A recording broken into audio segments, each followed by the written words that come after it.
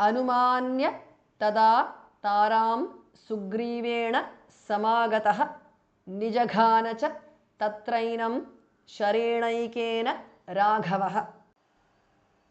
अनुमान्य तदा तारां सुग्रीवेण समागतः निजघान घास महाप्रणः च तत्र एनं तत्रैनं बिकॉज ऑफ संधि शरेण एकेन शरेणैकेन बिकॉज ऑफ संधि राघवः घास महाप्रणः। अनुमान्य तदा तारां सुग्रीवेण समागतः निजघान च तत्रैनं शरेणैकेन राघवः। ततः सुग्रीववचनाद्धत्वा वालिनमाहवे सुग्रीवमेव तद्राज्ये राघवः प्रत्यपादयत्। ततः विसर्ग changes to su there. Sugriva-vachanat is a compound word. Tatah Sugriva-vachanat because of sandhi. The th in the end changes to d because of sandhi. Hatva.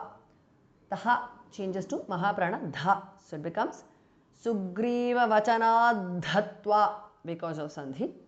Valinam ahave. Valinam ahave because valinam ends in m and the next word starts with a. It becomes ma. Sugrivam eva. Sugrivam tat t changes to d because of sandhi. Rajye tadrajye because of sandhi. Raghavah ghas mahapranah. Visarga changes to upadhmaniya. Pratyapadayat.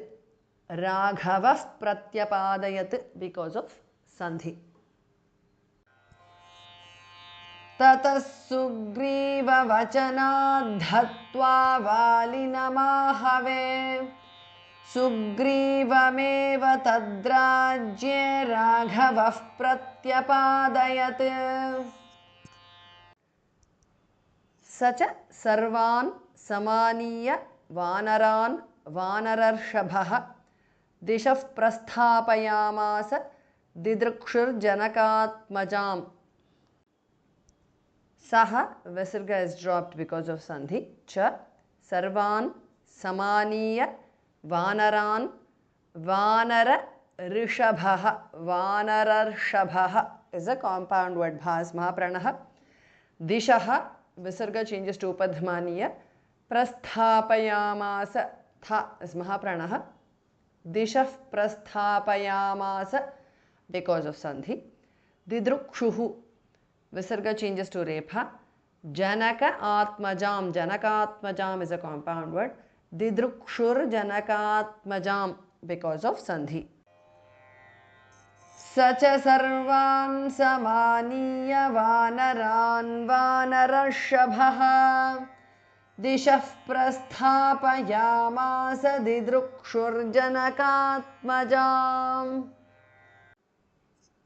Tato गृध्रस्य वचनात् संपातेर हनुमान बलि शतयोजन विस्तीर्णं पुप्लुवे लवणार्णवम्. ततः becomes tato because of sandhi. गृध्रस्य धास्मा प्रणः वचनात् संपातेः विसर्ग changes to repha. Hanuman संपातेर Hanuman because of sandhi. बलि Shatayojana Vistirnam is a compound word. Pupluve. Lavana Arnavam. Lavanarnavam is a compound word.